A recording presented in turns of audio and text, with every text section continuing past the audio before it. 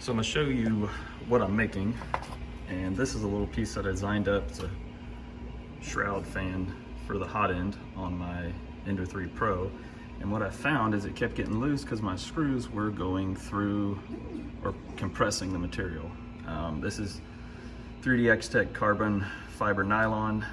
Great stuff, but it does eventually kind of squish and get out of the way, at least in this application where it's right next to that hot end. So what we're gonna make is a small aluminum tab to fit right across his face to spread the load of them screws and hopefully quit the screws pulling through, because when they pull through, it allows the hot end nozzle to get loose. You know, it's bolted here, and then it's able to shift slightly. So we're gonna use CNC Shapeoko XXL to make that little tab, which I could just do on a bandsaw and a drill press, but you know, why not? We'll make it on the CNC because it's fun. And yeah, make a little tiny, really nice looking part that nobody will ever see, but should take care of that problem I've got. So here, I've got it cammed up, and I'm gonna run a simulation in Fusion 360 to show you what the CNC should do, should it do its job properly, and I've done mine. So here we go with the simulation, and here we go. This whole machining process is done with a 125 single flute end mill. Very easy cuts. I think 15 thou depth of cut with a 55 thousandths of an inch step over, using adaptive strategy to cut this stock down from 1/8 inch down to 1/16, because so we'll speed it up. There's the adaptive final cut. We're now going to bore some tiny holes for the screws.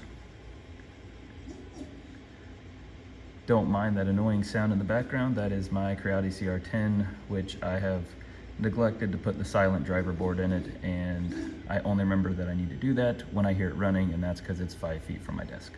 So you're welcome. There's the holes. We're now going to do a contour using a ramping entrance. Again, 15 thousandths depth of cut, about 40 inches a minute, and there it goes down again with 30 thou in.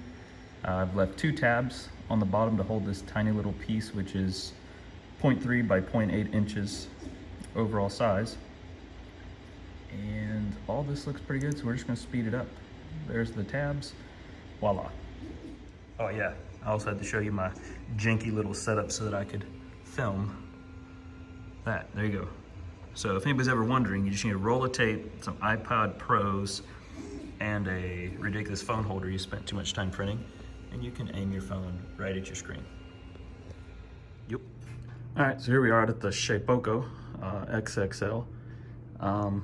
You know, this is probably one of the last parts this machine will make.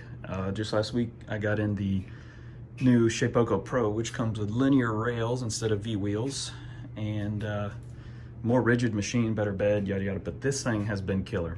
I have ran the crap out of it for a year. They built it to cut wood and make signs, and I've used it to cut tons of aluminum. So I'm not saying it's meant to do that or everybody can do that, but I was able to do it in mine. So we're gonna cut some more aluminum.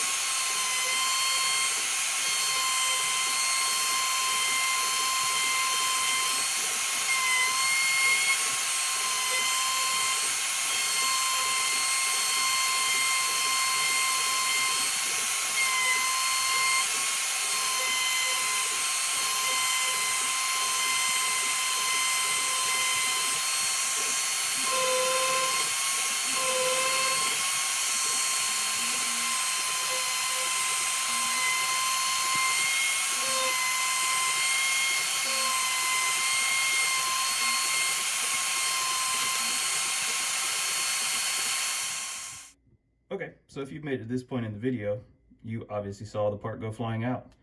And what had happened, I did not move my XY coordinates far enough in to make sure I had material left along here to hold this second tab. So the part went flying, but I think it's usable. We just gotta find it. All right, so let's take a look at it. It's not too bad. Easy cleanup for where this thing's going. It'll be great. What we're gonna use, one of my favorite little deburr tools is a little, I think it's a dental pick, but it's able to drag, you know, deburr an edge and then outside corners really good. A tiny little deburr tool which will clean those up.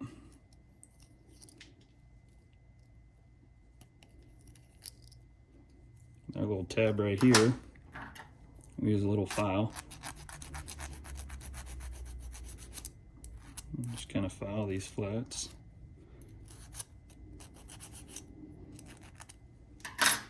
And I think I just did that to where you couldn't see what I was doing, but I was down over here filing. But yeah, there you go. Not too bad. All right, so we're back here at the Ender 3 Pro. Again, we're making a little plate.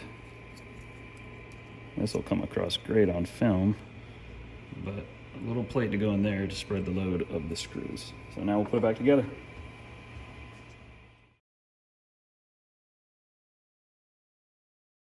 All right, so it's all back together. Appears that plate has done exactly what I wanted it to.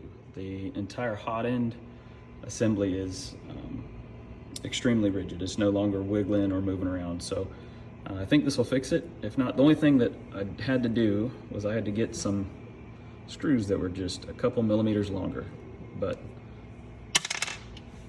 took care of that. And we're gonna run a test print, see how it does. This is an Ender 3 Pro that's got some modifications, got a direct drive on it, amongst some other stuff. And yeah, it's always printed really good. Just try to continuously upgrade these machines, you know.